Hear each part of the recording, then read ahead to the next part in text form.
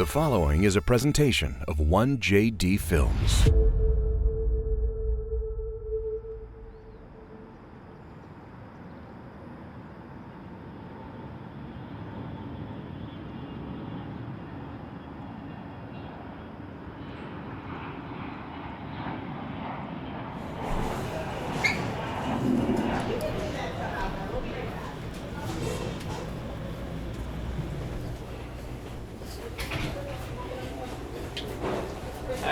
Good. I'm just here so I won't get fined. I'm just joking. How you guys doing? This feels real official. You know, I don't play football no more, so. Just what does this moment mean to you, especially considering where you're from? You know, coming into the game, you ever have an idea of how it's going to end? I think you do your best to, you know, do what your abilities allow. And I think the fact that it ended in a way that I thought was very nice, and then this is like another kind of added element that I didn't foresee, you know? And so I don't think it's really hit me yet. I think when I see other people who have been in the Ring of Honor, Marty Lyons, Wayne Corbett, you know, Nick Mangle, it's like, I get it. Revis, I get it. Like, these guys are phenomenal players. You know, in their time, they arguably the best. I think it's hard to look at yourself in that light. You know, I was joking the other day, all I remember is my coaches telling me to do things better, right? Like, that's not good enough. I remember the times I'm picking up, you know, Chad Pennington, it's like, yeah, sack on first play. Like, I remember these things a lot more than I remember maybe the moments that just coalesce so today could happen. So I think for me, it's like, you know, having time to remove yourself from that moment so you can really reflect and say, like, okay, yeah, maybe the work did pay off, or maybe, you know, the things that I just thought were so dire were just a part of the process.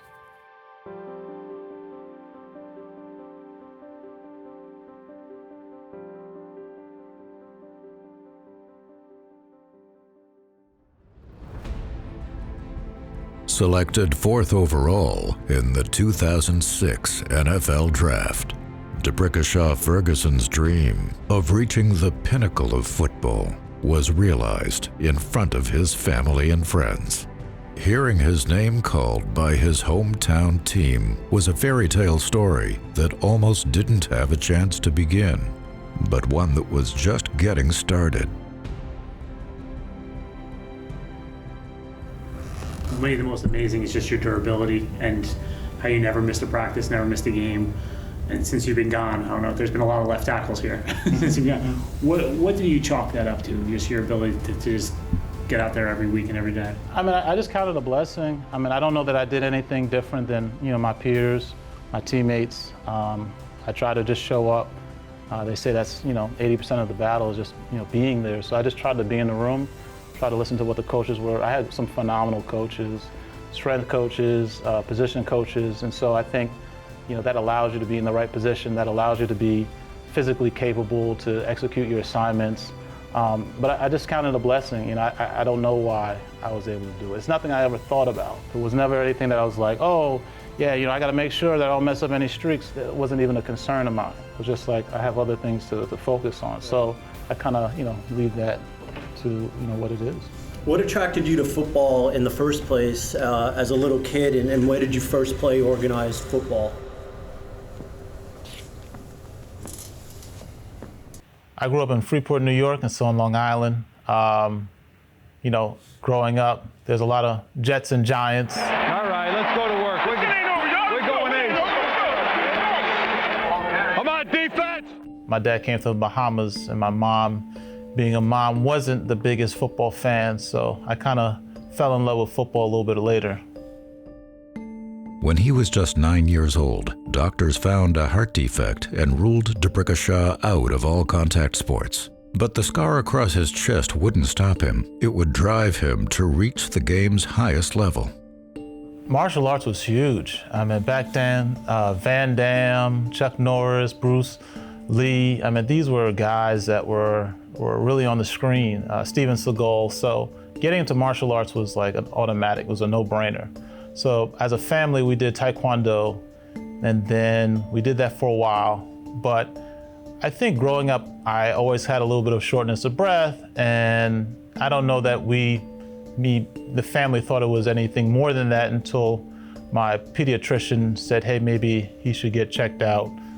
So we did that process, and then we found something that one of my veins to my heart wasn't functioning correctly. And so the open heart surgery was to kind of correct that.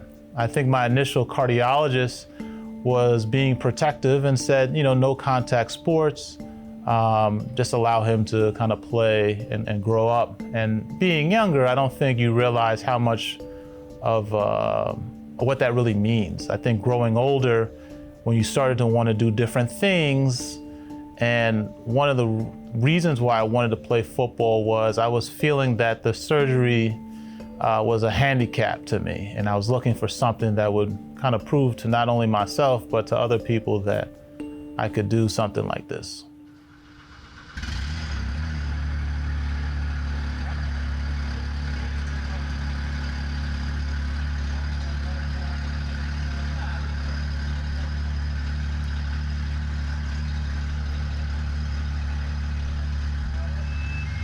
After 10 seasons of punching the clock week after week, the man they call Brick was fitting for his job description. The standard at left tackle is set for the green and white, and D'Brickashaw's legacy will live on.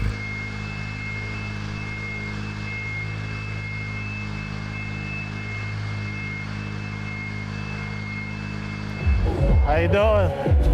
Good to see you. I'm so happy for you. Thank you. You're the man, brother. Thank you. Excited for Sunday? Yeah, I think it'll be great. It'll be good. So that, yeah, the turf monster gets you every time. It'll get you. It will get you. Oh my gosh, what is this? What is this? I refuse.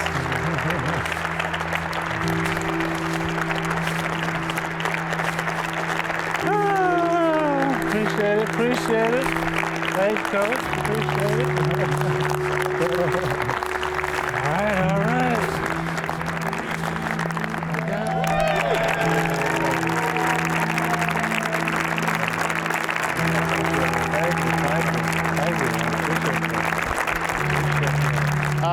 Thank you. This is definitely a surreal moment.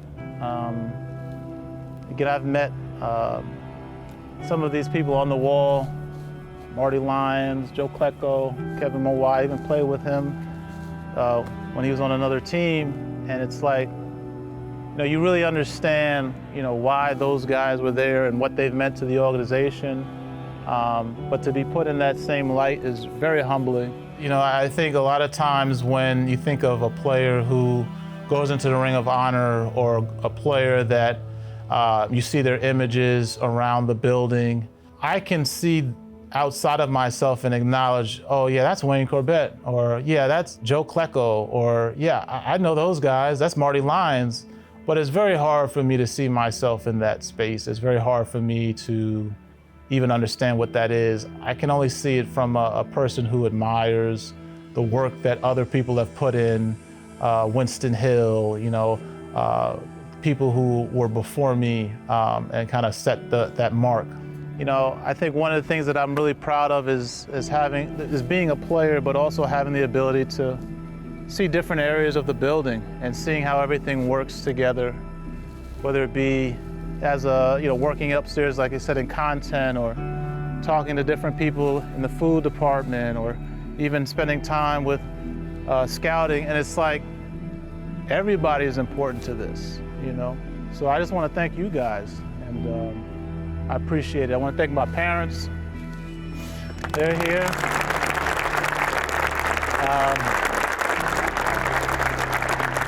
I said it a couple times, I don't know that they ever wanted me to play football.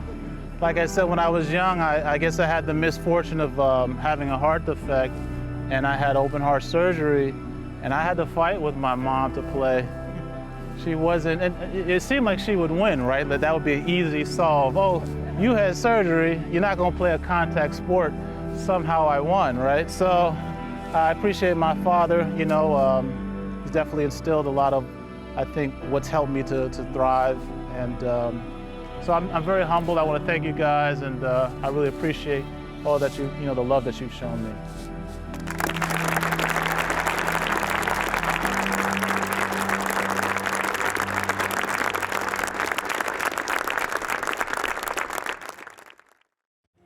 I think everything happens in stages. So coming from a martial arts background and having that drive, so much of football is about heart. It pushes you to want to do more and be more. And so when I finally had the opportunity to play, which was no easy feat, then it was about finding my way. And I was always tall, I was always skinny, so football wasn't the natural sport. Typically basketball would be something that I think a lot of people would assume that I would play, but I wasn't very good in basketball. So football was something where I had an opportunity to do something new. And I think that alone kind of pushes you, because even playing it was a gift in itself. I don't think I ever really knew that I could potentially reach the highest level.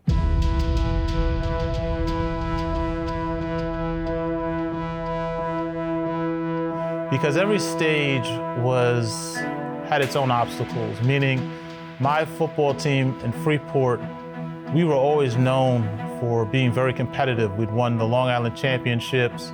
So my natural thought wasn't that, I was just gonna start and play. I was hoping that I had an opportunity to play. And I felt like that kind of perpetuated throughout my career. And out of the South Tunnel, the home folks, the Who. The Virginia Cavaliers before a standing room only crowd tonight. We got big doings here in Charlottesville in an ACC matchup. Florida State, Virginia is up front with the offensive line, a very large group. Butler and Ferguson and Yarbrough in the middle, and Elton Brown is the right guard. Starting 49 games for the Virginia Cavaliers, D'Brickashaw was a consensus All-American during his final season. At 6'6", 312 pounds, his athleticism and measurables made him one of the draft's top prospects. Getting drafted in 2006 was such a surreal moment. I remember that picture in my head. I have a lot of friends who I do life with, and even as we talk about this moment, many of those friends who were on the stage will also join me at this ceremony. So it's a very full circle moment. With the fourth choice in the 2006 NFL Draft, the New York Jets select D'Brickashaw Ferguson, offensive tackle, University of Virginia.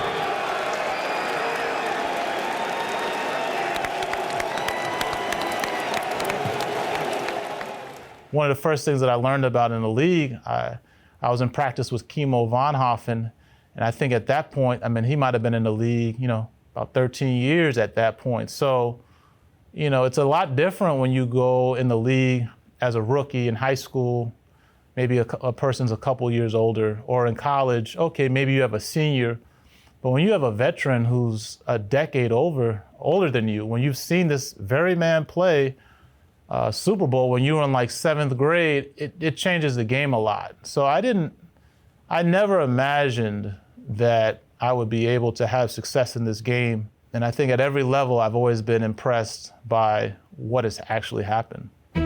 Being a top draft choice while hardened by veterans is no easy task, but Brick was up for the challenge.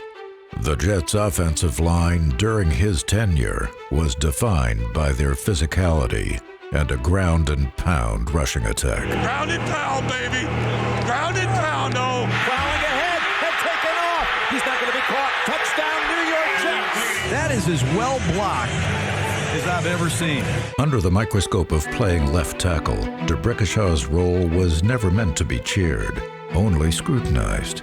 His best games are when you don't hear his name. silencing the opposing defender. Technique and really breaking down the person you're going against was always paramount to me. I knew if I used the right technique and I really understood my opponent that I could have success. One of the biggest assets Brick has is, his things like his go-go gadget arms. What a block, oh my God. It usually wasn't a surprise. He would have a name, everybody would know who he is. And the one thing about, being on that line is like once you step on that field, there's nowhere to hide, there's nowhere to go.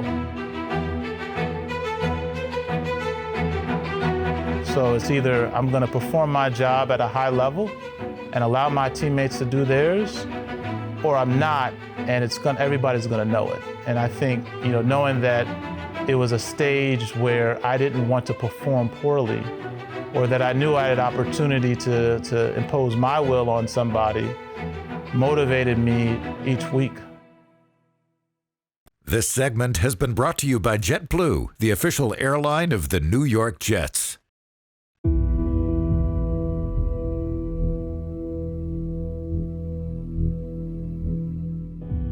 While many said he could never be an offensive lineman due to his size and build, D'Brickashaw Ferguson was a model of consistency for a decade on the Jets' offensive line. I had a lot of examples of people that I wanted to aspire to be like, whether it be Alan Faneca or even players in other teams that played at a very high level. My focus was more on that. I think it was a blessing that I wasn't highly injured, but my focus was always on kind of getting better, or what can I do to be in a position to perform at a higher level. Like I said, weight was a huge thing that coming into the league at every level, I had to figure out, how am I going to compete against these players. Yeah, I could have been quick, or yes, maybe I have long arms, but I need power, I need strength, and that comes with size. So much of my focus was learning how to be a stronger player, and I think in so doing so, perhaps it allowed me some protection in other ways. Finally, the time had come to enshrine D'Brickashaw on the grounds of MetLife Stadium alongside other franchise greats.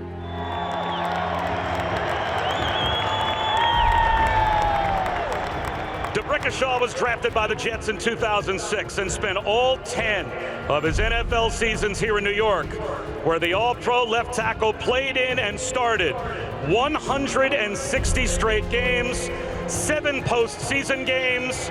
He missed 1 snap in his NFL career. The only reason he missed that snap, it was a gadget play. Brick was also a 3-time Pro Bowler. Jets fans, please welcome to the microphone, number 60, D'Brickashaw Ferguson. Proud to be here with you, man. I appreciate that.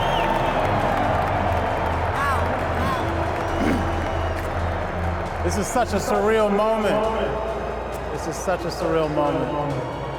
Absolutely love the pick because your quarterback doesn't stay upright if you don't have a great left tackle in this league. But when you talk athleticism, this may be one of the great athletes in this draft. He can be a cornerstone of that franchise at the left tackle position for the next 10, 12 years. I want to thank God first. I want to thank the Jets organization, the Johnson family. I want to thank my mom and dad. See my girls over here, my friends, teammates, coaches, and certainly you, the fans. When I think of what it took to get here, I recognize that I would not have made it without the help of others. If they go the tackle, D'Brickashaw Ferguson, who grew up on Long Island, you don't get guys this good that often. I'm aware of all the sacrifices that people have made so that I could be here before you. Playing the game of football, it's hard to leave sometimes, but it's important for my ability to grow and to be the best version of myself. And so if I've learned anything from football, is this: if I show up every day and do my best, that good things tend to happen. Thank you so much.